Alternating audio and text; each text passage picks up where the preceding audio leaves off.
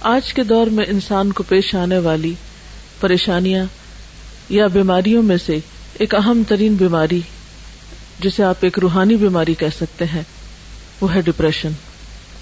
آج ہر دوسرا شخص ڈپریشن کی بات کرتا سنائی دیتا ہے۔ سوال یہ پیدا ہوتا ہے کہ ڈپریشن کیوں پیدا ہوتا ہے؟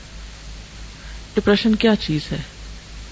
اس کی علامات کیا ہیں اور اس کا علاج کیا ہے؟ ڈپریشن، جسے آپ اردو میں مایوسی، غمزدگی، افسردگی اور پست حوصلہ ہونا کہہ سکتے ہیں، دنیا سے دل اچاٹ ہونا، دنیا کی ایکٹیویٹیز میں پوری طرح پارٹیسپیٹ نہ کر سکنا، یہ ایسی کیفیات ہیں جن کا تجربہ آج کا ہر انسان کم یا زیادہ کرتا ہے۔ ہر انسان کے اوپر کسی نہ کسی درجے کی مایوسی کی کیفیت آتی ہے، غم بھی آتا ہے، ایک اداسی کی کیفیت بھی ہر انسان پر آتی ہے۔ لیکن ایک نارمل انسان اور ایک بیمار انسان میں فرق یہ ہوتا ہے کہ ایک نارمل انسان پر ایسی کیفیات آتی ہیں اور گزر جاتی ہیں، اور وہ بہت جلد ان کا مقابلہ کر لیتا ہے۔ لیکن جب انسان ایسی کیفیات کا مقابلہ نہ کر پائے اور ایسی کیفیات انسان پر حاوی ہونے لگے، تو پھر انسان کو سمجھ لینا چاہیے کہ وہ ڈپریشن کے مرض میں مبتلا ہے۔ یہ مرض دنیا کے تمام ممالک میں پایا جاتا ہے، لیکن خاص طور پر ان ممالک میں زیادہ ہے جہاں لوگوں کو اللہ تعالیٰ کی پہچان نہیں، یا اللہ تعالیٰ سے ان کا تعلق نہیں، یا روحانیت سے دور ہیں۔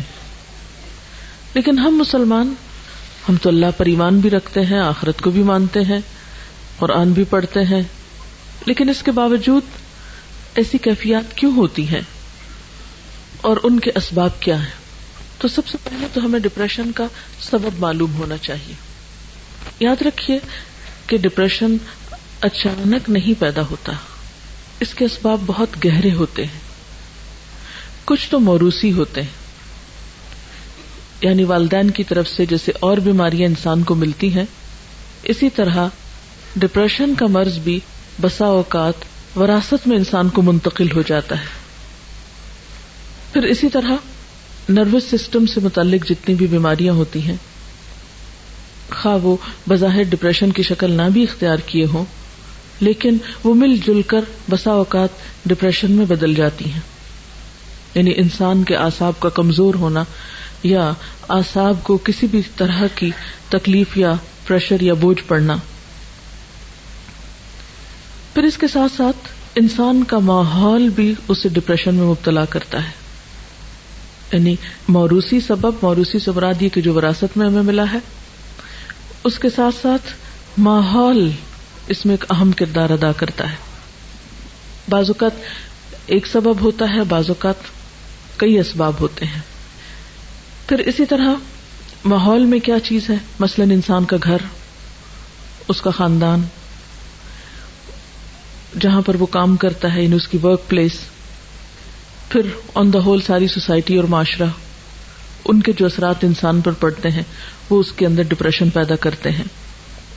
لیکن تجربے سے یہ بات پتہ چلی ہے کہ ڈپریشن کے خارجی یا معاشرے کے یا سوسائٹی کے اثرات سے زیادہ گھر کے اثرات یا اندرونی اثرات جو ہیں وہ انسان پر زیادہ مرتب ہوتے ہیں، یا انسان کو زیادہ پریشان کرتے ہیں بنسبت بیرونی اسباب کے۔ اور ڈپریشن کا اہم ترین سبب یا اہم ترین وجہ انسان کا وہ گھر ہے جس میں وہ رہتا ہے، اور ایسا گھر جس کے رہنے والوں کے درمیان باہم محبت اور مودت اور ایک دوسرے کے ساتھ موافقت نہ پائی جاتی ہو۔ جس گھرانے کے اندر، جس خاندان کے اندر رہنے والے افراد کے درمیان باہم بدگمانی پائی جاتی ہو، باہم ایک دوسرے کے ساتھ ڈفرینس آف اوپینین ہر معاملے میں پایا جاتا ہو، اور خصوصاً وہ بچے ڈپریشن کا شکار ہوتے ہیں بڑے ہو کر جن کے والدین نے ان کو بھرپور توجہ نہ دی ہو، یا جو والدین کی محبت اور شفقت سے کسی بھی وجہ سے محروم ہوئے ہوں، یا جن پر والدین نے بے جا سختی کی ہو ناجائز طور پر، پھر اسی طرح ڈپریشن کے ان اسباب کے ساتھ ساتھ انسان کی بالکل اپنی ذات کے اندر بھی کچھ کشمکش ہوتی ہے جو ڈپریشن کا سبب بنتی ہے. اندر کی کشمکش کیا ہوتی ہے کہ انسان کے اندر کچھ خواہشات ہوتی ہیں اور وہ خواہشات بالکل فطری خواہشات ہوتی ہیں. تو بعض اوقات جب انسان کی وہ خواہشات پوری نہیں ہوتی یا وہ خواہشات حد سے بڑھی ہوئی ہوتی یا وہ خواہشات جائز کی حدود کو کراس کرنا چاہتی ہیں اور معاشرہ یا دین یا مذہب یا حالات یا ماحول ہمارا اس کے راستے میں رکاوٹ بنتا ہے، تو یہ جو اندر کی کشمکش ہے یہ بھی انسان کو ڈپریشن میں مبتلا کر دیتی ہے. یعنی ذاتی خلفشار، اندر کی کشمکش، اندر کی جنگ. مثلا دل ایک چیز کو چاہتا ہے لیکن دوسری طرف انسان دیکھتا ہے کہ اس کے حالات اس کو اجازت نہیں دیتے، مثلا اس کی جیب اجازت نہیں دیتی، اس کا خاندان اجازت نہیں دیتا، اس کا دین اجازت نہیں دیتا. تو یہ جو کشمکش ہے انسان کے اندرونی جذبات کی اور بیرونی دباؤ کی، یا اندر ہی ایک قوت ہے جو ایک چیز طلب کر رہی ہے اور دوسری اس کو روک رہی ہے، تو وہ اندر کی جنگ جو ہے یہ بھی انسان کو بیماری میں مبتلا کر دیتی ہے. ان اسباب کے ساتھ ساتھ علامات کا جاننا بہت ضروری ہے، کیونکہ کسی بھی بیماری کی جب علامتیں ہم کو پتہ چلتی ہیں تو پھر انسان اس کا صحیح طور پر علاج کر سکتا ہے. ان علامات میں پہلی علامت ہے تنگ دلی کا احساس، دل کی گھٹن، اندر کی گھبراہٹ. پھر اطمینان کا نہ ہونا، سکون کا نہ ہونا، بلا وجہ بے چینی کا احساس بغیر کسی ظاہری سبب کے. بعض اوقات تو انسان بے چین ہوتا ہے، غمگین ہوتا ہے، اداس ہوتا ہے، اس کی کوئی وجہ ہوتی ہے. مثلا آپ کو پتہ چلتا ہے خدا نخواستہ کوئی عزیز دوست رشتہ دار فوت ہو گیا، کوئی نقصان ہو گیا، کوئی مال کا نقصان ہو گیا، کوئی اور کسی چیز کا نقصان ہو گیا، تو ایسے نقصان انسان کو غم میں یا دکھ یا تکلیف میں مبتلا کرتے ہیں. ایک بہت واضح اور آبویس سی ریزن ہوتی ہے، انسان کو پتہ چلتی ہے. لیکن بعض اوقات جب وجہ نہیں پتہ چلتی اور اندر ایک بے چینی ہے تو یہ پھر ڈپریشن ہے، یہ ڈپریشن کی علامت ہے. پھر اسی طرح سوچ میں تلخی، نیگیٹو تھنکنگ، ہر چیز کو الٹا دیکھنا، ہر چیز کو الٹا سوچنا، کسی کے سیدھے کام کو بھی غلط سمجھنا، ہر ایک پر شک کرنا، بدگمانی کرنا، یہ بھی اس کی علامات میں سے ہے. اور پھر ان ساری چیزوں کے نتیجے میں انسان کی نیند میں گڑبڑ ہو جانا. یعنی اللہ تعالیٰ نے انسان کی ان ساری تکلیفوں کو دور کرنے کے جو اسباب رکھے ہیں، اور اس میں خاص طور پر ایک بہت بڑا سبب جو ہے وہ نیند ہے، جس سے انسان سکون پاتا ہے، اس سے انسان عاری ہو جاتا ہے. اور اسی وجہ سے آپ دیکھیں گے کہ بہت سارے لوگ نیند کی دوائیں کھا کر، مسکن ادویات کھا کر سوتے ہیں. تو ایسی ادویات کھا کر اپنے آپ کو سلائے رکھنا اور اپنے آپ کو دنیا کے وسائل سے فرار پر آمادہ کرنا، یہ اس کا علاج نہیں ہوا کرتا. اسی طرح بعض اوقات یہ ہے کہ اندرونی علامات کے علاوہ جسم پر بیرونی طور پر بھی یا جسمانی طور پر بھی کچھ علامات سامنے آتی ہیں. مثلا بہت زیادہ پسینہ ایک دم آنے لگنا، دل کا زور زور سے دھڑکنا، جسمانی کمزوری ہو جانا، انتہائی تھکاوٹ محسوس کرنا، یعنی تھوڑا سا کام کرنے پر بہت زیادہ تھک جانا، کام کرنے کی صلاحیت کا ختم ہو جانا، وسوسوں کا شکار ہو جانا. اسی طرح بعض اوقات مختلف فوبیاز جو ہو جاتے ہیں کہ لفٹ میں نہیں چڑھ سکتے، بند کمرے میں نہیں جا سکتے، اندھیرے میں نہیں جا سکتے. تو یہ چند ایک ظاہری اسباب بھی انسان کو پریشان کرتے ہیں جو کہ عام نارمل حالات میں انسان کے لیے پریشانی کا سبب نہیں ہوتے. ایک مثلا ایک نارمل انسان گھر میں اکیلا ہے، اندھیرے کمرے میں جا رہا ہے، لائٹ چلی جاتی ہے، وہ اسے بہت نارمل لیتا ہے، کہیں اوپر جانا، نیچے اترنا ہے. لیکن جب ڈپریشن ہوتا ہے تو ایسی چھوٹی چھوٹی چیزیں انسان کو بہت بادر کرتی ہیں، انسان کو کمزور کر دیتی، انسان ان چیزوں کے سامنے ہارنے لگتا ہے.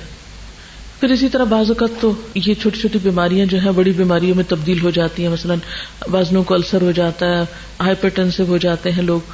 اسی طرح استھما کی بیماری ہو جاتی ہے، بعض لوگوں کی اسکن پر ہی ڈیزیز آ جاتی ہے، جیسے ایگزیما وغیرہ ہو جاتا ہے. اب لوگ اسکن کے اوپر دوائی باہر سے لگا رہے ہیں، استھما کے لیے بیرونی طور پر دوائیاں کھا کے کنٹرول کر رہے ہیں، اور استھما ہے کہ کنٹرول ہو ہی نہیں رہا. بی پی کی دوائی کھا رہے ہیں، وہ کنٹرول ہو ہی نہیں رہا، ڈوز بڑھاتے جا رہے ہیں. اب وہ بظاہر علاج ہو رہا ہے لیکن اصل کاز کو پکڑا ہی نہیں گیا. روٹ کو تو چھیڑا ہی نہیں گیا. ایسا ان کا نقصان کیا ہوتا ہے؟ ان دوائیوں کے پھر اپنے سائیڈ ایفیکٹس ہوتے ہیں. پھر ایک بیماری سے دوسری، دوسری سے تیسری، تیسری سے چوتھی، وہ بیماریوں کا ایک چین چل پڑتا ہے. اور بسا اوقات انسان ان بیماریوں کی اوٹ میں یا ان بیماریوں کے دامن میں پناہ لے کر اپنے لیے ایک جواز پیدا کر لیتا ہے، لیکن روٹ کاز اس کا کچھ اور ہوتا ہے. اس لیے کبھی بھی بظاہر ان نظر آنے والی بیماریوں کو ظاہری بیماریاں سمجھ کر علاج نہیں کرنا چاہیے، اس کے اصل سبب کی طرف بھی توجہ کرنی چاہیے. اور اس کے لیے سب سے پہلے یہ کہ درست ڈائگنوسس ہونے چاہیے، تشخیص صحیح ہونی چاہیے. عام طور پر علاج کیا کیا جاتا ہے؟ مریض کو سلا دیا جاتا ہے یا ٹرینکولائزرز دیے جاتے ہیں، لیکن یہ کافی نہیں ہے. یعنی روح کی بیماری کا علاج صرف گولیاں کھانے میں تو نہیں ہے. اس کا نقصان بعض اوقات کیا ہوتا ہے کہ انسان ایسی دوائیاں کھاتا ہے جس سے اس کا معدہ اور خراب ہوتا ہے. جب معدہ خراب ہوتا ہے اس کا نظام ہضم بگڑتا ہے، اس کی نیند کا سسٹم خراب ہوتا ہے، اس کے اندر صحیح خون پیدا نہیں ہوتا، سارے خون کے اندر دوائیاں دوڑ رہی ہوتی ہیں، تو اس سے بیماری جو ہے وہ بڑھتی چلی جاتی ہے. یعنی انسان ظلم پر ظلم اپنے ساتھ کرتا چلا جاتا ہے لیکن چین کہیں بھی نہیں پاتا. تو ایسی صورت میں انسان کو حقیقی علاج کی طرف رجوع کرنا چاہیے. اور وہ کیا ہے؟ سب سے پہلے سوچ کی درستگی. کیونکہ جب تک سوچ درست نہیں ہوگی، جب تک زندگی کے بارے میں اپروچ ٹھیک نہیں ہوگی، اس وقت تک انسان صحیح نہیں ہو سکتا. اور اس کے لیے یہ ہے کہ انسان اللہ تعالیٰ پر بھروسہ کرتے ہوئے چھوٹے چھوٹے نقصانات پر اپنے آپ کو ضائع نہ کرے. مثلا کسی کا کال ہے کہ گرے ہوئے دودھ پہ افسوس کا اظہار نہ کرے، لیکن ہم میں سے اکثر لوگ اسی عادت کے شکار ہوتے ہیں کہ اگر سویرے سویرے چائے بناتے ہوئے دودھ گر گیا تو سارا دن اسی کا غم. ہر تھوڑی دیر بعد خیال ہے آج دودھ گر گیا تھا، آج دودھ گر گیا تھا، آج دودھ گر گیا تھا. اس سے مجھے جو ہے وہ چولہا صاف کرنا پڑا، پھر وہ نقصان ہو گیا، پھر گھر میں اسمیل ہو گئی، پھر یہ ہو گیا، وہ ہو گیا. وہ ہر تھوڑی دیر بعد وہ اپنے اثرات بھی چھوڑ جاتا ہے اور پھر ہم اسے دیکھ دیکھ کے دکھی ہوتے رہتے ہیں. حالانکہ جو گرنا تھا گر گیا، بس ختم. اس کے بعد اس کو بھولنے کی کوشش کرنی چاہیے، کیونکہ اب افسوس کرنے سے حاصل کچھ نہیں. پھر اسی طرح کسی نے یہ بھی کہا کہ سیٹی کو اس کی قیمت سے زیادہ میں نہیں خریدنا چاہیے. یعنی سیٹی ایک معمولی سی چیز ہے نا، ₹1-2 میں مل جائے گی، اس پہ ₹10 کیوں لگاتے ہیں آپ؟ تو جو چیز جتنی حیثیت کی، جتنی قیمت کی ہے، اس کو اسی قیمت میں رکھنا چاہیے، اس سے زیادہ اسے اہمیت نہیں دینی چاہیے. اگر ₹2 کا دودھ گر گیا یا ₹10 کا گر گیا تو اس کے بدلے میں اپنے آپ کو جو آپ اتنے قیمتی ہیں اس کو کیوں پریشان کر رہے ہیں، اس کو کیوں نقصان دے رہے ہیں؟ تو چھوٹے چھوٹے نقصانات پر بڑی چیز قربان نہیں کرنی چاہیے. ہر چیز کو اتنی ہی اہمیت دیں، ہر چیز کو اتنی ہی اہمیت دیں جتنی اہمیت کی وہ لائق ہے. ہر نقصان پر اور ہر جانے والی چیز پر یہ سوچیں کہ اس چیز کی ویلیو کیا ہے، اس کی حقیقت کیا ہے. جس کے لیے میں اتنا رو رہی ہوں، کوڑ رہی ہوں، جان جلا رہی ہوں، خون جلا رہی ہوں، اس کی حقیقت کیا ہے؟ تو آپ دیکھیں گے کہ بہت ساری چیزیں جن پہ ہم دکھی ہوتے ہیں ان کی حقیقت کچھ بھی نہیں ہوتی، بالکل معمولی چیزیں ہوتی ہیں، لیکن اس پہ جو ہم خرچ کر رہے ہوتے ہیں وہ بہت بڑا ہوتا ہے. اور پھر اسی طرح یہ ہے کہ ماضی اور مستقبل کے دروازے بند کر دینے چاہیے، حال میں زندہ رہنے کی کوشش کرنی چاہیے. ماضی کو بھول جائیں اور مستقبل کے بارے میں سوچنا چھوڑ دیں. کل جس نے جنم ہی نہیں لیا اس کے بارے میں کیوں سوچ رہے ہیں؟ اور ماضی جو فوت ہو چکا اس کے بارے میں کیوں سوچ رہے ہیں؟ نہ وہ ہاتھ میں نہ وہ ہاتھ میں. جو ہاتھ میں اس کی قدر کریں، جو آج پاس ہے اس کو ویلیو دیں. پھر اسی طرح آپ دیکھیں کہ کوئی بھی بیماری اس کا علاج کرنے سے پہلے پرہیز زیادہ اچھا ہوتا ہے. جیسے عام طور پہ ایک محاورہ بھی ہے نا کہ پرہیز علاج سے بہتر ہے. یعنی بجائے اس کے کہ انسان ایک بیماری کا شکار ہو اور پھر علاج شروع کرے، تو اس سے پہلے ہی پرہیز کرنا چاہیے. کیونکہ ڈپریشن کی بھی سٹیجز ہوتی ہیں، پہلا درجہ، دوسرا، تیسرا، آگے. اگر آپ کو پہلے درجے کا ڈپریشن، یعنی کہ آپ چھوٹی چھوٹی بات پہ افسردہ یا غمزدہ ہونا شروع ہوئے تو فوراً کانشیس ہو جائیں کہ نہیں نہیں اس سے آگے نہیں جانے دینا. اس کو کیا وجہ ہے، کیوں میں ایسا کر رہی ہوں؟ سبب کو جانیں اور اس سبب کو بالکل چھوٹا کر کے رکھ دیں. یہ تو کوئی بات ہی نہیں. بڑی سے بڑی بات کو اگر آپ تولیں، اپنے مقابلے میں تو ہر جانے والی چیز کا نعم البدل ہو سکتا ہے، لیکن آپ کی اپنی ذات کا کوئی نعم البدل نہیں ہے. اگر آپ نہ رہے وما یغنی عنہ مالہ اذا تردی، انسان اگر خود ہلاک ہو جائے تو اس کا مال اس کے کس کام کا، دنیا کی نعمتیں کس کام کی. اس لیے سب سے پہلے تو پرہیز ضروری ہے. یعنی جہاں اپنے اندر ایسے جراثیم دیکھیں، جہاں اپنے اندر ایسی کوئی کیفیت دیکھیں تو فوراً یہ سوچیں کہ وجہ کیا ہے اور اس کو یہیں ختم کرنا، اس سے آگے نہیں جانا. اور اس کے لیے سب سے پہلی چیز یہ کہ ہمیں اپنے آپ کو انالائز کر کے یہ دیکھنا چاہیے کہ مجھے کس چیز سے ڈر لگتا ہے، کیونکہ ڈپریشن کے اسباب میں ڈر بھی ہوتا ہے، خوف بھی. کس چیز کا ڈر ہے مجھے، کس چیز کا غم ہے. تو آپ دیکھیں گے کہ بہت سے لوگوں کو ڈپریشن اس وجہ سے ہوتا ہے کہ وہ انجانے اور غیر معلوم قسم کے تفکرات میں گھرے ہوئے ہوتے ہیں. جیسے ابھی میں نے کہا نا کہ ماضی اور مستقبل کے دروازے دونوں بند کر دیں، صرف حال کا دروازہ کھلا رہنے دیں. مثلا آپ دیکھیں کہ اگر آپ ایک گھر میں ہیں، بڑا گھر ہے اور آپ اس میں ایک کمرے میں رہ رہے ہیں تو خلبندی کیا ہے کہ باقی کمرے بند کر دیں. کیوں آپ کھلا چھوڑتے ہیں ان کو کہ روز مٹی پڑے، روز صفائی کرنی پڑے؟ جب تک وہ استعمال نہیں ہوتے تو بند رہیں. جہاں آپ رہ رہے ہیں بس اسی کی حفاظت کریں. تو آپ آج میں رہ رہے ہیں، آج کو دیکھیں کہ آج کا دن آپ کے لیے کتنا قیمتی ہے، اس میں آپ کیا کر سکتے ہیں، اس سے کس طرح فائدہ اٹھا سکتے ہیں. تو اس میں یہ ہے کہ خوف ہمیشہ مستقبل کا ہوتا ہے نا، مستقبل کے بارے میں انسان کو کچھ پریشانیاں ہوتی ہیں. لیکن آپ جانتے ہیں، میں اور آپ سب ایمان رکھتے ہیں کہ ہر چیز اللہ کے اختیار میں ہے. کل کا علم صرف اللہ کو، صرف. اصل مشکل یہ ہے کہ ہمارا جو غیب پر ایمان ہے نا وہ درست نہیں، اللہ پر ایمان جو ہے وہی درست نہیں ہے. ہم ایمان بھی رکھتے ہیں اور ساتھ شرک بھی کرتے ہیں.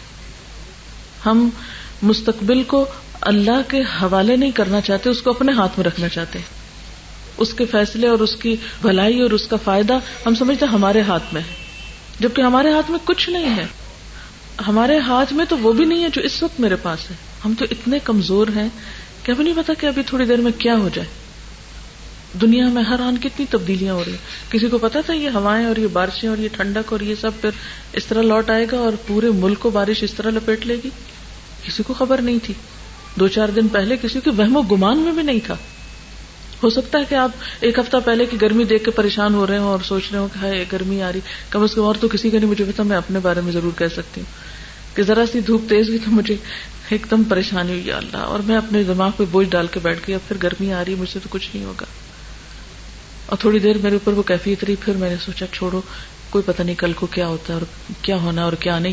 اور اس کے بعد میں فوراً اس کیفیت سے نکلی. اور اگر میں نہیں نکلتی اور سارا دن میں اپنے آپ کو اس میں مبتلا رکھتی تو واقعی میں کچھ نہیں کر سکتی تھی. میرے اپنے اوپر وہ کیفیت آئی ایک خوف کی کہ گرمی آ رہی ہے، کیونکہ مجھے گرمی سے ڈر لگتا ہے بہت. جہنم سے بھی بہت ڈر لگتا ہے اور گرمی سے بھی بڑا لگتا ہے. تو مجھے لگتا ہے کہ گرمی آئی تو میرے کام کرنے کی صلاحیت جو کم از کم آدھی ختم ہو جائے گی، تو بہت مشکل پڑتی ہے مجھے اس کو ڈیل کرنے میں. خیر، اور آج جب مجھے سردی لگ رہی تھی دن کو تو میں سوچ رہی تھی کہ میں کتنی احمق تھی کہ میں گرمی سے پریشان ہو رہی تھی. مجھے تو نہیں پتا تھا کہ اگلے ہفتے موسم ایسا ہو جائے گا. اور واقعی ہمیں نہیں پتا کہ کل کے لیے جس چیز سے ہم پریشان ہو رہے ہیں وہ کل ہوگی بھی کہ نہیں ہوگی. تو ہر وہ چیز جس کا خوف آنے لگے، کوئی بھی چیز، کیونکہ خوف ڈپریشن کا سبب بنتا ہے، ہر وہ چیز جس کا خوف آنے لگے اس کو اپنے دل سے نکالنے کی کوشش کریں کہ نہیں، میں نے کل نہیں دیکھا، مجھے نہیں پتا کہ کل کیا ہوگا. آج نہیں ہے یہ چیز میرے پاس تو اس لیے مجھے پرواہ نہیں کرنی چاہیے. پھر آپ دیکھیں کہ دوسری بات یہ کہ جن چیزوں کا ہمیں خوف ہے ان کے اسباب معلوم کر کے سبب دور کرنے کی کوشش کر لیں. کوئی بھی چیز جس کا آپ خوف ہے آپ کو تو اس کے لیے تیاری کر لیں. مثلاً اگر مجھے خوف ہے گرمی کا تو میں ذرا دیکھ لوں کہ اے سی ٹھیک کام کر رہا ہے یا نہیں، کپڑے گرمیوں کے ہیں یا نہیں، یعنی تیاری کر لوں، بجائے اس کے کہ خوف زدہ ہو کے بیٹھ جاؤں اور سوچتی جاؤں اور بس. اس سے تو مسئلہ حل نہیں ہوگا.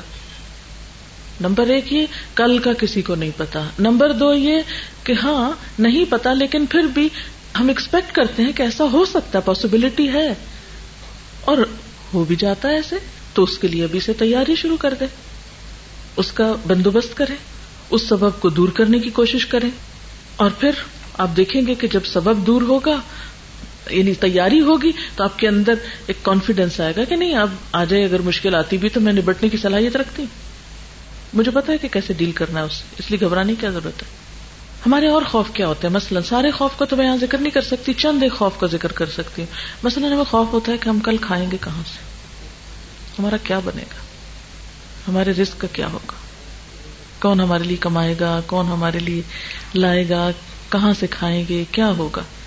اور یہ خوف جن کے پاس بہت کچھ ہے ان کو بھی ہے اور جن کے پاس نہیں ہے ان کو بھی ہے, سب کو ہی ہوتا ہے. اللہ تعالیٰ نے قرآن پاک میں اس کا بہت اچھا جواب دیا ہے, وَكَأَيٍّ مِّن دَابَّةٍ لَا تَحْمِلُ رِزْقَهَا اللَّهُ يَرْزُقُهَا وَإِيَّاكُمْ وَهُوَ السَّمِيعُ الْعَلِيمُ.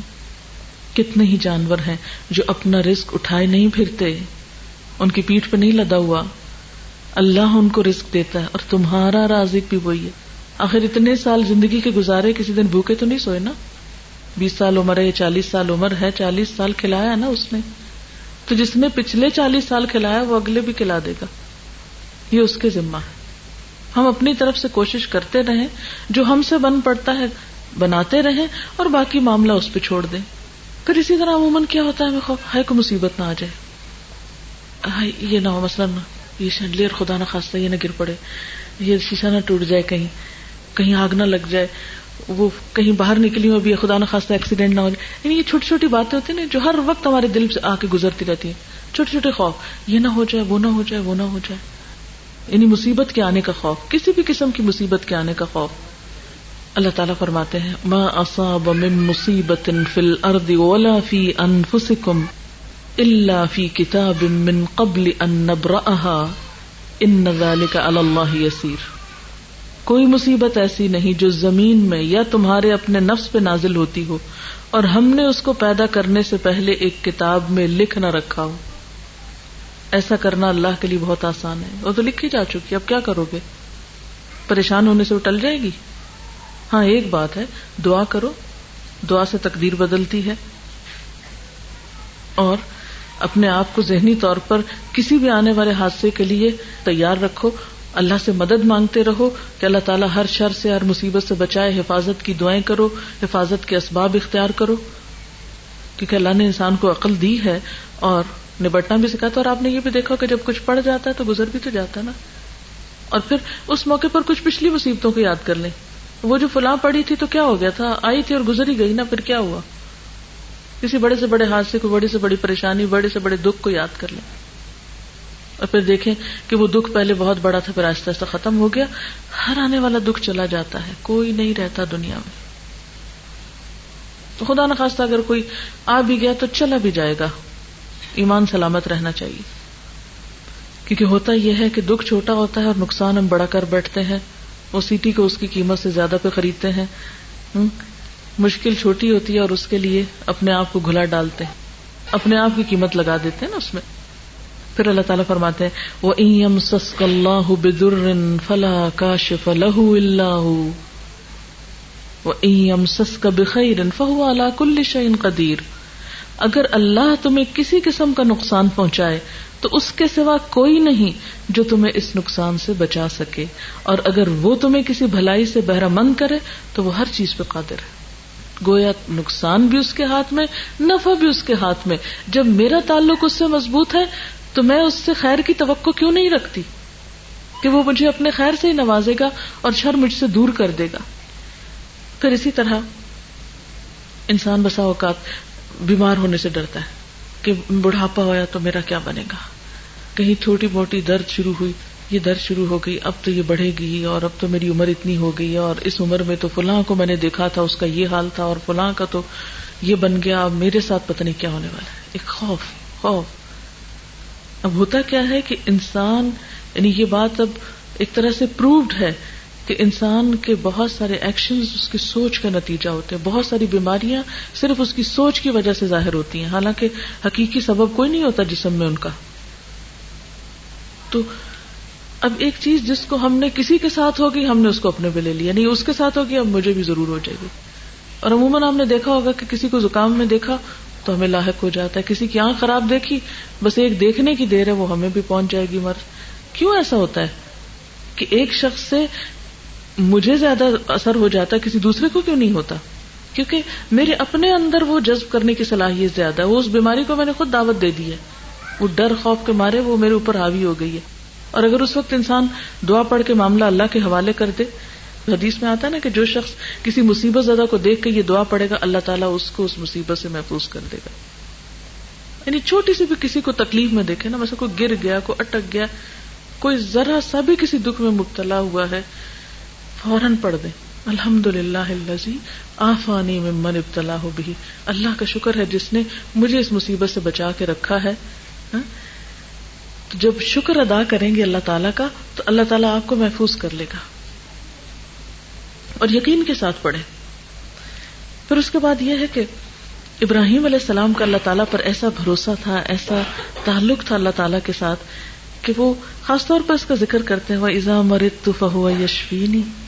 کیا ہوا, بیماری آ گئی, اگر میں بیمار ہوتا ہوں تو مجھے شفا دے دیتا ہے, وہ شفا دے سکتا ہے, میرا اس سے تعلق ہے, مجھے کوئی مشکل نہیں. بیماری سے کیوں ڈرتا ہوں, بیماری آ بھی گئی تو شفا بھی آ جائے گی, وہ سبب پیدا کر دے گا. پھر اسی طرح یہ ہے کہ سوچ کی تبدیلی کے ساتھ ساتھ کچھ اور کام بھی کرنا ضروری ہے, اور ان میں اہم ترین چیز یہ کہ اللہ تعالیٰ کے ساتھ مسلسل تعلق, مستقل تعلق, کیونکہ ساری قوت اور ساری طاقت اس کے پاس ہے. انسان بے حد کمزور ہے سوائے اس کے کہ جسے اللہ قوت دے دے. ساری قوت کا سرچشمہ تو وہ ہے. تو جب انسان اس کو تھام لیتا ہے تو وہ دراصل استمسک بالعروۃ الوثقی لا انفصام لها. اللہ پر بھروسہ اور اللہ کو تھامنا اور اس سے تعلق ایسا ہے جیسے کسی مضبوط کڑے کو پکڑ لینا جس نے ٹوٹنا نہیں ہے. تو جو شخص اللہ تعالیٰ پہ بھروسہ کرتا ہے اللہ تعالیٰ ضرور اس کو سہارا دیتا ہے. پھر اسی طرح نماز سے مدد لینا. آپ صلی اللہ علیہ وسلم کا طریقہ کیا تھا, جب ذرا بھی پریشان ہوتے تھے, تھوڑی سی بھی پریشانی آتی تو سب سے پہلے نماز کی طرف رجوع کرتے, فوراً نماز کے لیے کھڑے ہو جاتے. آپ کی ذاتی زندگی میں مشکلات آئیں یا دین کو پھیلانے کے لیے کوئی مشکل پیش آئی تو فوراً آپ نے نماز سے مدد لی. ہمارا حال یہ تھا کہ ہم ڈپریشن میں بیٹھے رہتے ہیں, فرض نماز بھی چھوڑ دیتے ہیں, کیا کریں, غم ہے, دل ہی نہیں چاہتا. نہیں بھی دل چاہتا تو اپنے آپ کو پش کر کے کھینچ تان کے نماز کے لیے کھڑے ہو جائیں. اور اگر آپ واقعی قرآن کا کچھ حصہ آپ کو یاد ہے اور ذرا سی لمبی نماز پڑھ لیں تو پھر آپ دیکھیں گے کہ نماز کے ختم ہونے تک آپ کا ڈپریشن بھی دور ہو جائے گا, آپ اس کیفیت سے بھی باہر آ جائیں گے, کیونکہ یہ اللہ کے رسول صلی اللہ علیہ وسلم کا آزمودہ نسخہ ہے, مجرب ہے. آپ صلی اللہ علیہ وسلم یہ فرمایا کرتے تھے کہ میری آنکھوں کی ٹھنڈک نماز میں ہے. آج ہماری آنکھوں کی ٹھنڈک نماز میں کیوں نہیں؟ ہم تو مصیبت کے مارے بوجھ سمجھ کے اس کو اٹھا پھینکتے ہیں, بس ٹائم آیا اور پورا کیا اور ختم, انجوائے نہیں کرتے نماز کو. بعض لوگوں کو نماز سے ہی گھبراہٹ شروع ہو جاتی, وہ اتنی دیر خاموش نہیں رہ سکتے شاید, یعنی حالانکہ وہی وقت ہم بیٹھ کے بھی گزار دیتے ہیں.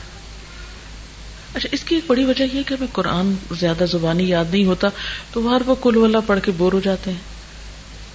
اگر تھوڑی سی کوشش کر کے ایک ایک آیت سیکھنا شروع کر دیں, اور قرآن پاک کی ایسی صورتیں جن کے پڑھنے کی بہت فضیلت ہے, مثلا سورۃ الکہف ہے, سورۃ البقرہ کی اول آخر آیات ہیں, سورۃ یاسین ہے, سورۃ الملک ہے, اگر ان کو آپ پڑھنا شروع کر دیں, یعنی یاد کرنا شروع کر دیں, ایک ایک آیت, دو لفظ, تین لفظ, اور آپ دیکھیں کہ کچھ مشکل نہیں.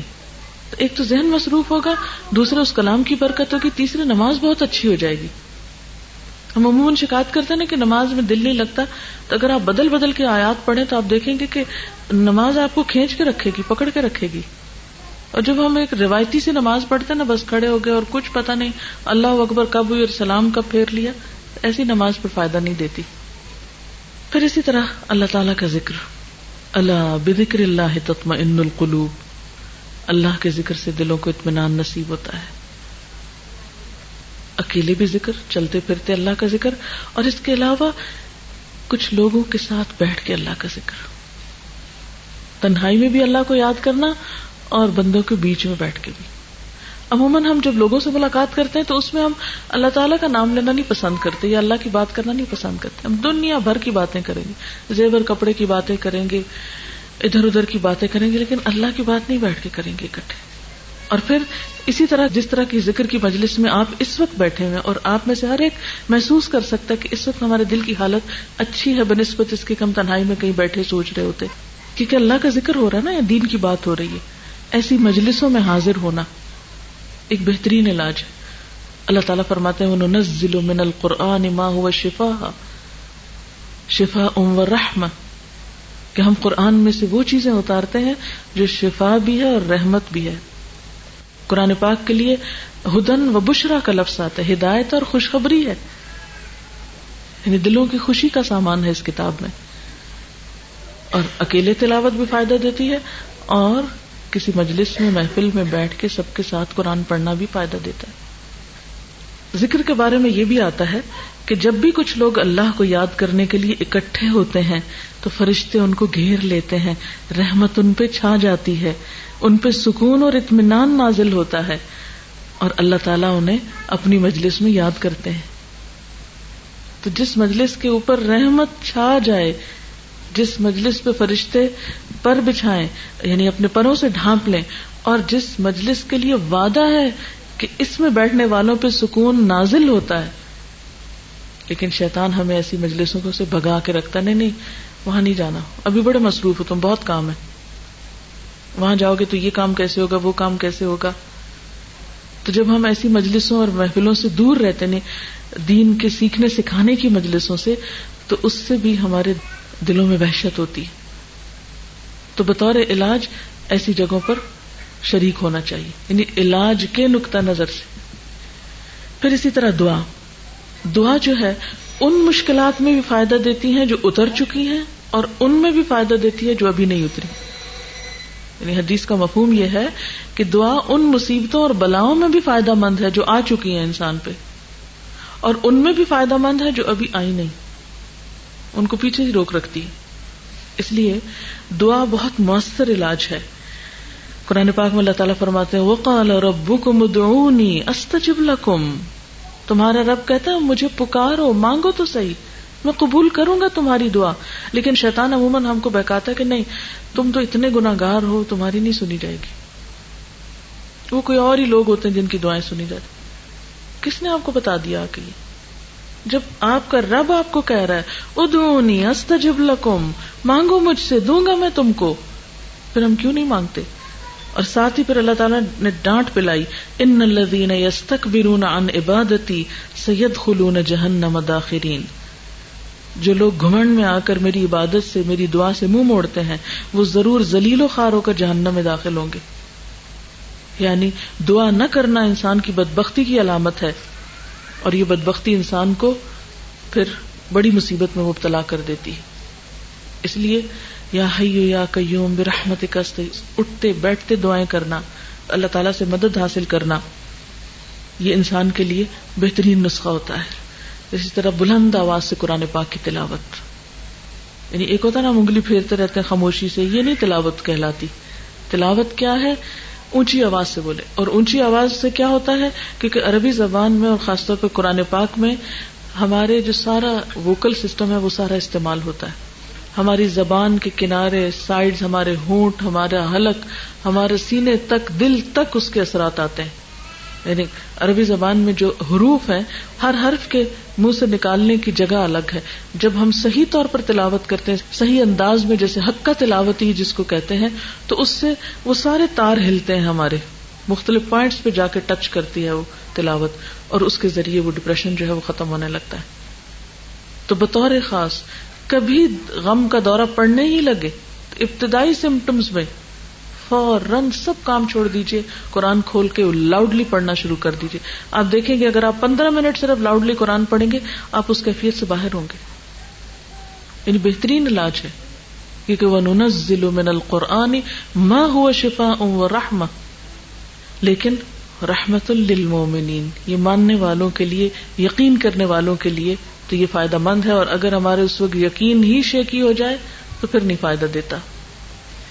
پھر اسی طرح اللہ کا تقوی، اللہ سے ڈرتے رہنا، پھر نیکی کے کاموں میں دلچسپی رکھنا، یعنی نیک کاموں میں آگے بڑھنا، نیکی کے مواقع کو ضائع نہ کرنا. اور اس میں کیا ہے، ایک چھوٹی سی نیکی کیا بتائی، تمہارا اپنے بھائی کو دیکھ کے مسکرا دینا بھی صدقہ ہے. اب مسکرانے پہ کیا خرچ آتا ہے ہمارا، لیکن اللہ تعالیٰ نے اس کو بھی ہمارے لیے صدقہ شمار کیا.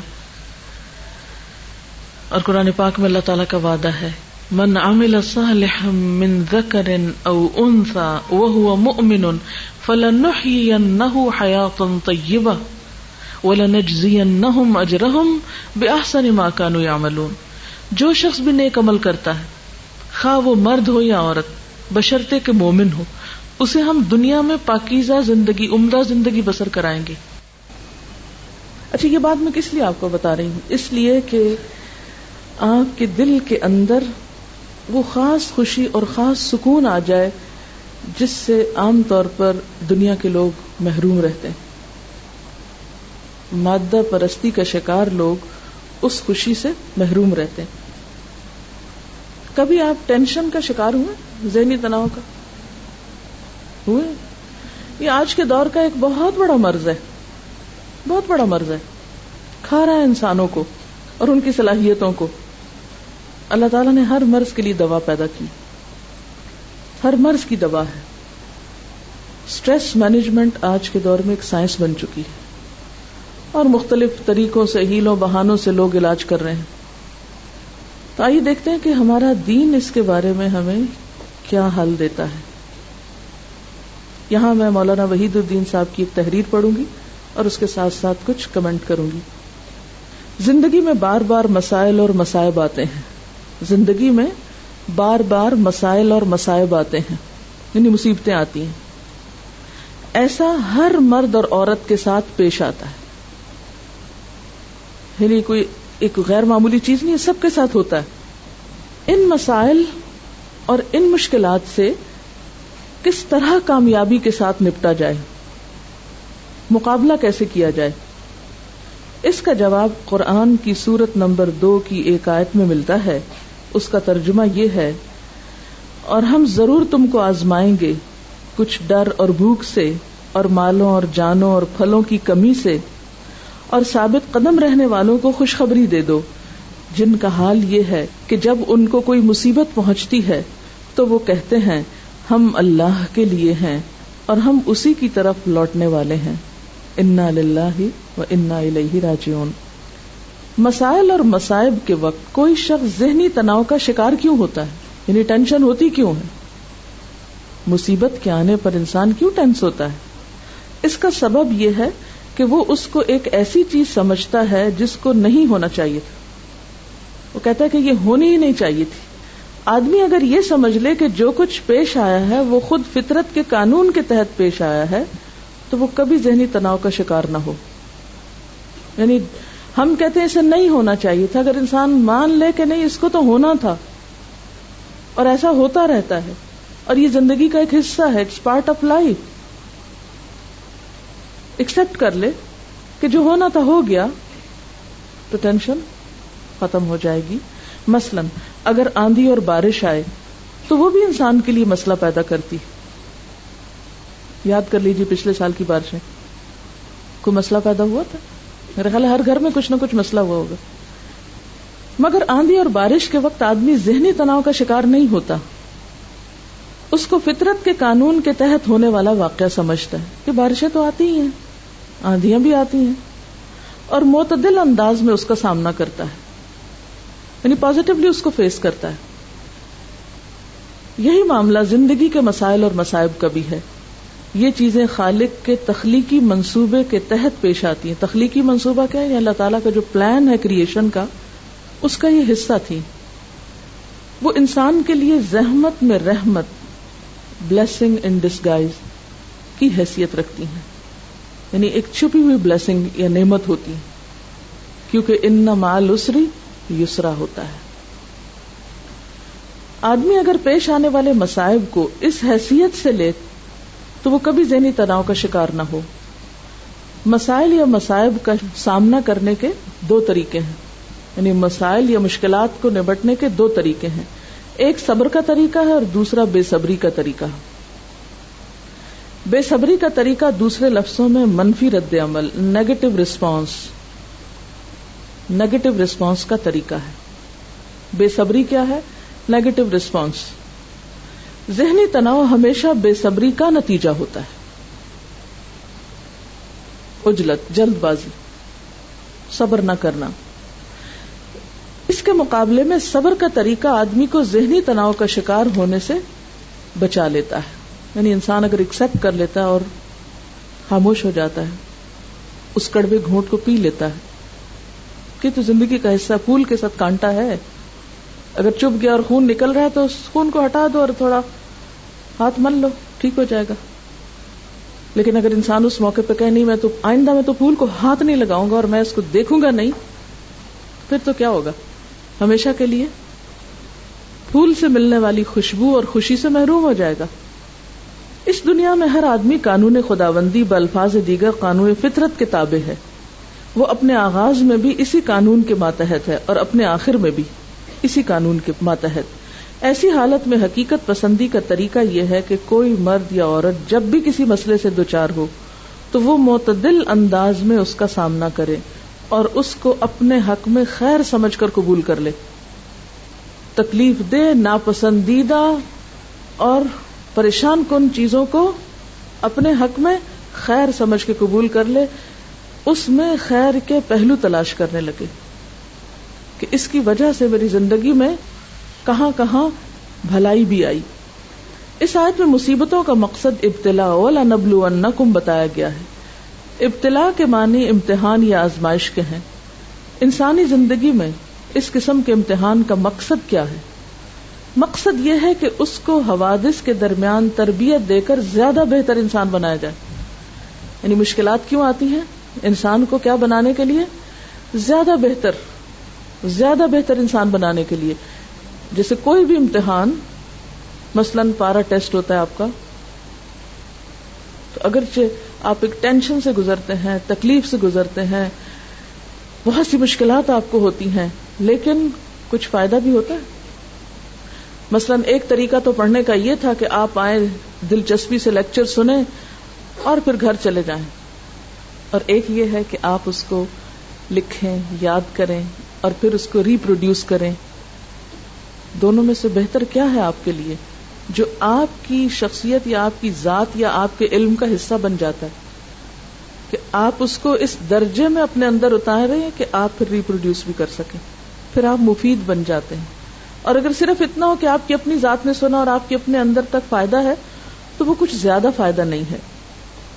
امتحان کا مقصد یہ ہے کہ اس کو حوادث کے درمیان تربیت دے کر زیادہ بہتر انسان بنایا جائے.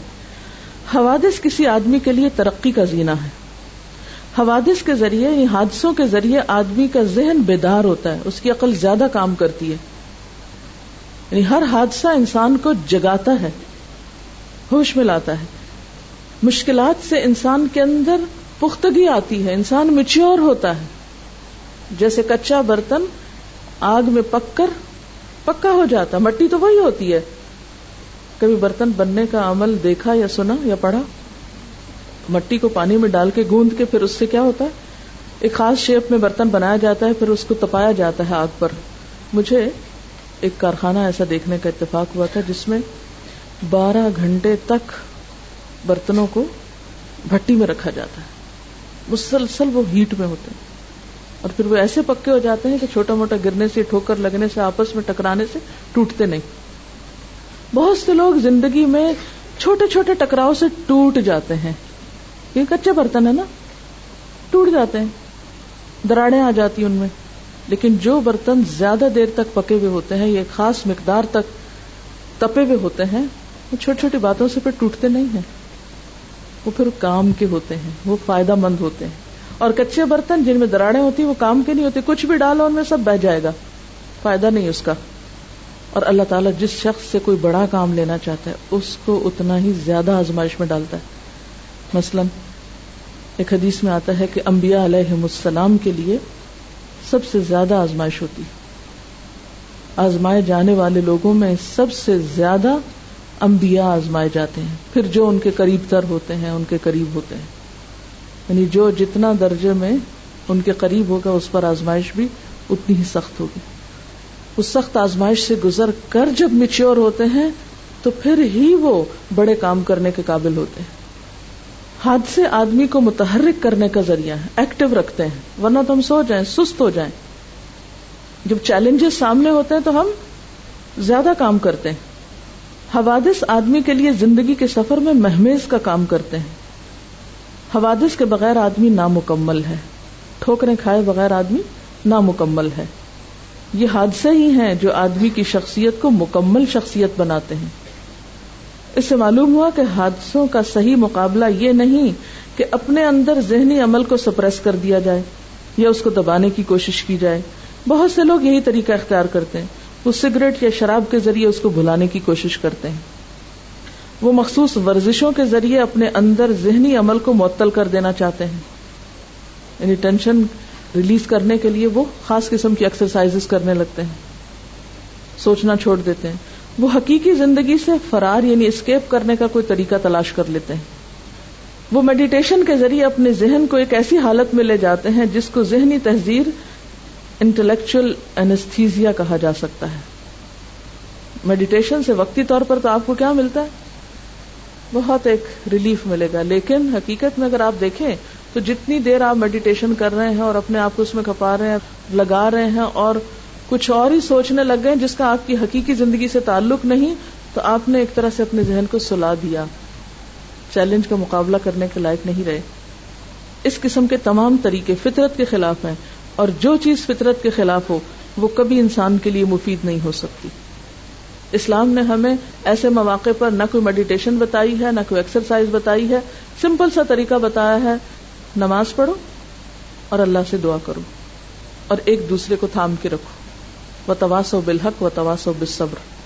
اصل بات یہی ہے کہ ناپسندیدہ اور ناگوار حالات میں اپنے آپ کو اپنے مقصد کے ساتھ اگر انسان جوڑ کے رکھتا ہے تو اللہ تعالیٰ ضائع ہونے سے بچاتا ہے. قرآن پاک کی ایک آیت مجھے ہمیشہ بہت بہت میرے دل کے اندر ایک ایمان کی کیفیت جگا دیتی ہے. اللہ ضرور مدد کرے گا اس کی جو اللہ کی مدد کرتا ہے. اور اللہ تو ہماری مدد کا محتاج نہیں، لیکن اللہ کے دین کی محبت، اللہ کی اطاعت میں چھوٹی سی کوشش بھی اگر کوئی انسان کرتا ہے تو اللہ اس کو ضائع نہیں کرے گا. جیسے نبی صلی اللہ علیہ وسلم پر جب پہلی وحی نازل ہوئی اور آپ بہت گھبرائے ہوئے تھے، گھر تشریف لائے تو خدیجہ نے کیا کہا تھا؟ واللہ لا یخزیک اللہ ابدا، اللہ کی قسم اللہ آپ کو ہرگز رسوا نہ کرے گا. انک لتحمل الکل وتکسب المعدوم وتقر الضیف، کیونکہ آپ دوسروں کا بوجھ اٹھاتے ہیں. آپ جن کے پاس کچھ نہیں، معدوم یعنی جن کے پاس کچھ کھانے کو نہیں، کوئی ضروریات زندگی نہیں، ان کے لیے اپنی کمائی میں سے خرچ کرتے ہیں، کما کر دیتے ہیں ان کو، اور مہمانوں کی عزت کرتے ہیں. اللہ آپ کو رسوا نہیں کرے گا. تو بات یہ کہ جو اچھے اخلاق ہیں اور لوگوں کی برائیوں اور لوگوں کی زیادتیوں کے باوجود ان کو معاف کرتے رہنا، اگنور کرتے رہنا، اور سب کچھ واقعی اللہ کے لیے کرنا. صرف یہ نہیں کہوں گے اللہ کے لیے کرنا، واقعی اللہ کے لیے کرنا، تو اس کی جو تاثیر ہے وہ دنیا کی کسی چیز میں نہیں. اللہ تعالیٰ فرماتے ہیں نا قرآن پاک میں، لو انفقت ما فی الارض جميعا ما الفت بین قلوبہم، زمین بھر میں جو کچھ ہے سب کا سب بھی اگر تم خرچ کر ڈالتے ان پر تو ان کے دلوں میں وہ محبت نہیں جگا سکتے تھے. تو اللہ کا جو کلام ہے اور اللہ کے ساتھ جو واقعی بے غرضی کا تعلق ہے، بے غرضی کا تعلق یعنی اللہ کے دین کی خدمت میں یا کسی بھی انسان کے ساتھ کوئی بھلائی کرنے میں، یہ نہ دیکھو کہ کون ہے جس سے میں بھلائی کر رہا ہوں، کون ہے جس کے میں کام آ رہا ہوں، ہمیں اس سے نہیں غرض. جیسے ایک شخص نے کہا میں صدقہ کروں گا، رات کو کروں گا تاکہ ریاکاری نہ ہو، کسی کو پتہ ہی نہ چلے کہ میں نے دیا ہے، اتنا چھپا کر دوں گا. تو رات کو اس نے اندھیرے میں کسی کو صدقہ دیا، صبح پتا چلا اس کو کہ وہ تو کسی مالدار کو لگ گیا. بڑا اس کو افسوس ہوا کہ میرا صدقہ ضائع ہو گیا. اگلے دن اس نے کہا اچھا میں آج تو بہت سوچ سمجھ کے دوں گا، لیکن وہ کسی چور کے ہاتھ لگ گیا. تیسرے دن کسی بہت خراب عورت کے ہاتھ لگ گیا، پروسٹیچیوٹ کے ہاتھ لگ گیا. بڑا پریشان ہوا کہ یہ کیا میرا صدقہ قبول کیوں نہیں ہو رہا، کبھی کہیں چلا جاتا کبھی کہیں. تو اسے بتایا گیا کہ نہیں، ضائع نہیں ہوا. مالدار شخص ہو سکتا ہے صدقہ لے کر صدقہ کرنے کا سوچے، چور چوری سے باز آ جائے، اور ایک خراب عورت جو ہے وہ گناہ سے باز آ جائے کہ غائبانہ طور پر کس طرح ان کی اللہ نے مدد کی. تو انسان کو مخلص ہو کر، بے غرض ہو کر نیک نیتی کے ساتھ نیکی کرتے چلے جانا چاہیے. اگر وقتی اور فوری طور پر اس کا کوئی رزلٹ سامنے نہیں بھی آتا تو مایوس نہیں ہونا چاہیے, چھوڑ نہیں دینا چاہیے. جب اللہ کے لیے کیا ہے تو ضائع نہیں ہو سکتا. ہم تنگ نظر ہے نا, ایک کام کرتے ہم کہتے 2 اور 2 4, اس کا رزلٹ یوں سامنے آنا چاہیے, میری اس نیکی کا نتیجہ اس شکل میں سامنے آنا چاہیے. کبھی بھی یہ نہ دیکھیں کہ چھوٹا کام ہے یا بڑا, کیا ملے گا اس سے, کیا حاصل ہوگا, لوگ میری تعریف کریں گے کہ نہیں, مجھے کچھ دیں گے کہ نہیں. تو انشاءاللہ جب آپ اللہ اور اپنے بیچ میں سیلف کو ذرا ہٹا کے رکھیں گے, سیلف کو, تو آپ کا سفر تیز ہو جائے گا انشاءاللہ. جب ہم نیکی اس لیے کرتے نا, مثلاً اگر میرے گھر میں درس ہوگا تو میں دین پر اتنا خرچ کروں گی, اگر میرے علاقے میں یہ چیز ہوگی تو میں, آج صبح میں ایسی سوچ رہی تھی کہ اگر آئندہ کسی نے میرا انٹرویو کیا تو میں اسے کہوں گی ایک سوال پوچھو مجھ سے کہ دین کے راستے میں رکاوٹیں کتنی ہیں, کون سی رکاوٹ سب سے بڑی تھی. تو میں ضرور کہوں گی کہ لوگوں کی خود غرضیاں اور لوگوں کی ذاتیں, نفس.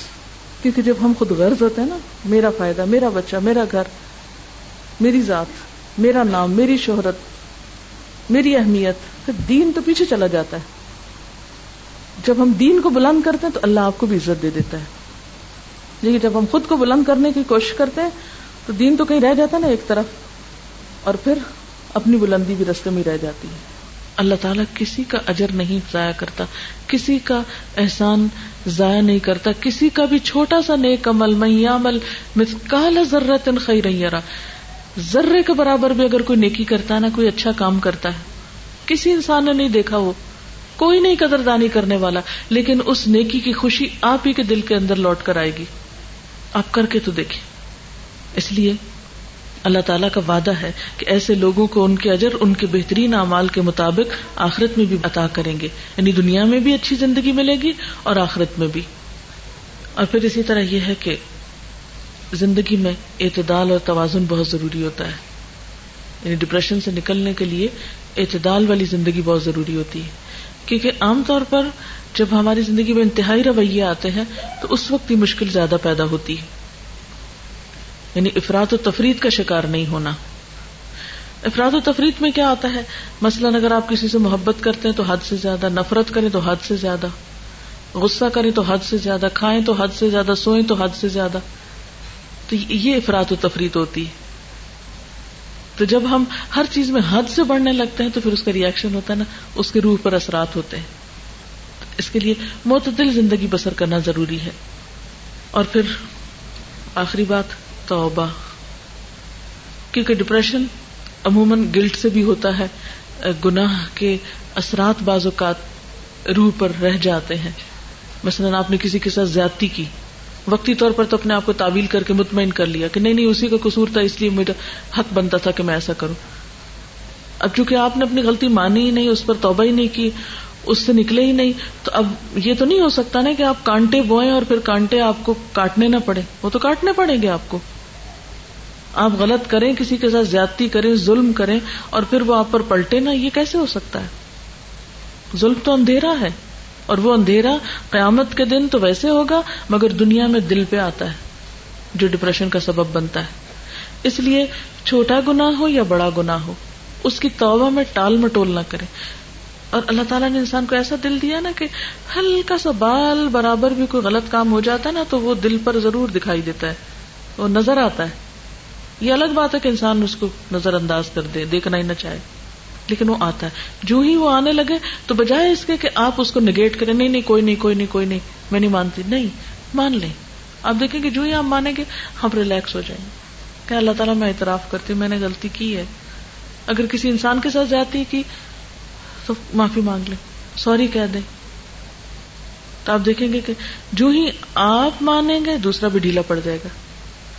ہوتا کہ تعلقات کب خراب ہوتے ہیں, جب آپ غلطی نہیں مانتے اور دوسرا شخص بھی کھینچا تانی شروع کر دیتا ہے. آپ اپنی طرف بات کھینچتے, وہ اپنی طرف کھینچتا, نتیجہ کیا ہوتا ہے کہ شدید قسم کا اختلاف ہوتا ہے, اور پھر وہی لوگ آپ کے لیے ایک مصیبت بن جاتے ہیں, ان کے اندر رہنا مشکل ہو جاتا ہے, پھر انسان ان سے فرار حاصل کرنے کی کوشش کرتا ہے. تو ایسی صورت میں انسان سمپلی مانے, ہاں میرا قصور ہے, میری غلطی ہے. تو آپ دیکھیں گے کہ جو ہم اللہ کے سامنے اپنی غلطیوں کا اعتراف کر لیں گے، رو لیں گے، دعا کریں گے، تو آپ دیکھیں گے کہ آپ کا بوجھ اترنا شروع ہو جائے گا. اور اس کے لیے اللہ سبحانہ و تعالی بہت پیار سے اور بہت محبت سے ہم کو سمجھاتے ہیں، قل یا عبادی الذین اسرفوا علی انفسہم لا تقنطوا من رحمت اللہ ان اللہ یغفر الذنوب جميعا انہ هو الغفور الرحیم وانیبوا الی ربکم واسلموا له من قبل ان یأتیکم العذاب ثم لا تنصرون واتبعوا احسن ما انزل الیکم من ربکم من قبل ان یأتیکم العذاب بغتۃ وانتم لا تشعرون. کہہ دیجئے کہ اے میرے بندو جنہوں نے اپنی جانوں پہ زیادتی کی ہے، اللہ کی رحمت سے مایوس نہ ہو جاؤ. یقیناً اللہ سارے گناہ معاف کر دیتا ہے، وہ تو غفور الرحیم ہے. پلٹ آؤ اپنے رب کی طرف اور مطیع بن جاؤ اس سے پہلے کہ تم پہ عذاب آ جائے، پھر کہیں سے تمہیں مدد نہ ملے. اور پیروی اختیار کرو اپنے رب کی بھیجی ہوئی کتاب کی اس سے پہلے کہ تم پر اچانک عذاب آ جائے اور تم کو خبر بھی نہ ہو. تو یہ ہے علاج. نمبر 1 اس بات کا یقین کہ سارے گناہ معاف ہو جاتے ہیں، یہ یقین رکھ کے معافی مانگی جائے. نمبر 2 پھر آئندہ کے لیے چھوٹے چھوٹے گناہوں میں بھی جلدی واپس پلٹا جائے. یعنی ایک دفعہ پچھلے سارے معاف کرا کے، جیسے بہن حج کر کے آئی ہیں ماشاءاللہ، انشاءاللہ حج مبرور ہوگا، پچھلی ساری صفائی ہو گئی، بس اب تسلی ہونی چاہیے الحمدللہ پچھلے سب معاف ہے. کیوں؟ اللہ کا وعدہ ہے. اب آئندہ کے لیے چھوٹی موٹی بھی کوتاہی ہو جائے فوراً پلٹو، اس کو لمبا نہ جانے دو. پہلے تو انتظار تھا نا آج پہ جائیں گے تو سب، وہ تو ہو گیا الحمدللہ اللہ کے فضل و کرم سے. اب آئندہ کے لیے چھوٹا سا بھی کچھ کمی بیشی، مثلاً اور کچھ نماز میں ہی تاخیر ہو جاتی، انسان ہے نا، اور پھر انسان گلٹی فیل کرتا ہے میں نے نماز پڑھی بھی تو کیا پڑھی، دیر سے پڑھی، یا کوئی بھی کمی بیشی. کیونکہ وہ جو جہاں بھی ہم ڈنڈی مارتے ہیں نا تو وہ ضرور ہمارے اپنے اندر ہی آ کے چپتا ہے، وہ پتہ چل جاتا ہے کہ یہاں نہیں ٹھیک کیا. تو ساتھ ساتھ فوراً پلٹو. وانیبوا، پلٹ آؤ، واپس آ جاؤ، دور نہیں جانا. شیطان اگر چھوٹا سا بہکا بھی گیا، ذرا سا رستے سے اتارا بھی، تو پیچھے نہیں اس کے چل پڑنا، واپس. اور پھر واتبعوا، پیروی کرو، احسن ما انزل الیکم من ربکم، تمہارے رب نے جو چیزیں تمہاری طرف اتاری ہیں ان میں سے بہترین چیزوں کی، خوبصورت باتوں کی جو اللہ نے کتاب میں اتاری ہیں ان کی پیروی کرو، اس سے پہلے کہ پکڑ ہو جائے اور تم کو پتہ بھی نہ ہو کہ یہ میرے اپنے گناہوں میں کہیں پکڑ ہوئی ہے. وآخر دعوانا ان الحمدللہ رب العالمین. سبحان اللہ والحمد للہ ولا الہ الا اللہ واللہ اکبر ولا حول ولا قوة الا باللہ العلی العظیم. اللہم صل وسلم علی سیدنا محمد، اللہم صل وسلم علی سیدنا محمد. ربنا آتنا فی الدنیا حسنة وفی الآخرة حسنة وقنا عذاب النار. ربنا لا تزغ قلوبنا بعد إذ هديتنا وهب لنا من لدنك رحمة إنك أنت الوهاب. ربنا هب لنا من أزواجنا وذرياتنا قرة أعين واجعلنا للمتقين إماما. يا حي يا قيوم برحمتك نستغيث لا إله إلا الله أنت الحليم الكريم. سبحان اللہ رب العرش العظیم والحمد للہ رب العالمین. رب نسألک موجبات رحمتک وعزائم مغفرتک والغنیمۃ من کل بر والسلامۃ من کل اسم لا تدع لنا ذنبا الا غفرتہ ولا ہما الا فرجتہ ولا حاجۃ ہی لک رضا الا قضیتها یا ارحم الراحمین. یا اللہ پاک جو کچھ بھی ہم نے پڑھا ہے تو اسے قبول فرما، جو بات تیری مرضی کے مطابق ہوئی ہو ہمیں اس پر عمل کی توفیق دے. کوئی بات زبان سے ایسی نکلی ہو جو آپ کو پسند نہ آئی ہو تو یا اللہ ہمیں اس سب کو اس سے دور کر دے اور ہمیں سچا علم عطا فرما. یا اللہ ہمیں اپنی محبت عطا کر. یا اللہ اپنے سوا ہر چیز کا خوف دل سے دور کر دے. یا اللہ ہمیں اپنی ذات پر بھروسہ اور توکل کرنا سکھا. یا اللہ ہمیں اپنی ذات کا ایسا یقین عطا کر کہ جس سے ہماری دنیا کی ساری مشکلات آسان ہو جائیں. یا اللہ ہمیں ایسی اطاعت کی توفیق عطا کر جو ہمیں تیری جنت تک پہنچا دے، اور تو ہمیں اپنی رحمتوں سے ڈھانپ لے. یا اللہ تو ہم پر اپنا فضل فرما. یا رب العالمین جس گھر پر اپنی خیر و برکت نازل فرما، ان کی ساری تکلیفیں، دکھ، پریشانیاں، مشکلات، بیماریاں سب کچھ دور فرما. یا اللہ ان کا حج قبول فرما اور انہیں اپنے حج کی حفاظت کی توفیق عطا فرما، اور آئندہ کے لیے نیکیوں کے دروازے ان پہ کھول دے. یا اللہ ہم سب کو بھی نیکیوں اور بھلائیوں کی طرف سبقت کرنے والا بنا. یا رب العالمین ہماری اولادوں کو ہماری آنکھوں کی ٹھنڈک بنا. یا رب العالمین ہمارے شوہروں کو ہماری آنکھوں کی ٹھنڈک بنا. یا رب العالمین ہمارے وقت میں، زندگی میں برکت پیدا فرما. یا اللہ ہم سے ایسا کام لے لے جس سے تو راضی ہو جائے. رب اوزعنی ان اشکر نعمتک التی انعمت علی وعلی والدی وان اعمل صالحا ترضاه وادخلنی برحمتک فی عبادک الصالحین.